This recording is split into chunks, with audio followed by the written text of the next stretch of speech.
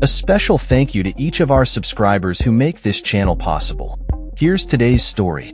In a significant development within the ongoing Israel-Hamas conflict, 3 Israeli hostages have been released as part of a ceasefire agreement that has seen Israel begin to free over 180 Palestinian prisoners.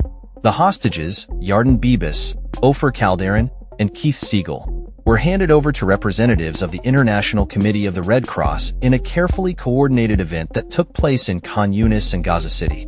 This marks the 4th exchange of hostages and prisoners since the ceasefire commenced on January 19, 2025. The release of the 3 hostages comes after a period of intense negotiations aimed at alleviating the humanitarian crisis in Gaza while simultaneously addressing the plight of those held captive. The hostages had been in captivity for 484 days, and their return is a beacon of hope for many families still waiting for news of their loved ones. Following their release, the hostages will first be taken to an Israeli military facility to reunite with their families before being transferred to hospitals for medical evaluations. In exchange for the release of these hostages, Israel has committed to freeing approximately 90 Palestinian prisoners, 9 of whom are serving life sentences. This exchange is part of a broader 3-phase ceasefire agreement designed to bring about a permanent resolution to the ongoing hostilities and facilitate the release of all remaining hostages held by Hamas and affiliated militant groups. The ceasefire has held for nearly 2 weeks, during which time a total of 17 hostages have been released alongside hundreds of Palestinian detainees. The agreement seeks to ensure a more stable environment in Gaza, allowing for humanitarian aid to flow into the region, which has been severely impacted by the conflict. The current phase of the ceasefire is expected to last for 6 weeks, during which 33 Israeli hostages are scheduled to be released in exchange for 1,904 Palestinian prisoners.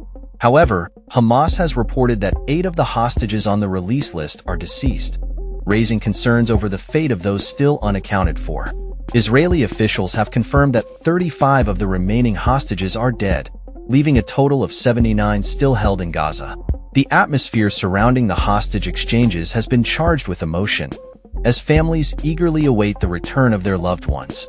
The release of the 3 hostages on Saturday was met with jubilation among their families, who have endured a lengthy and painful ordeal since the abductions.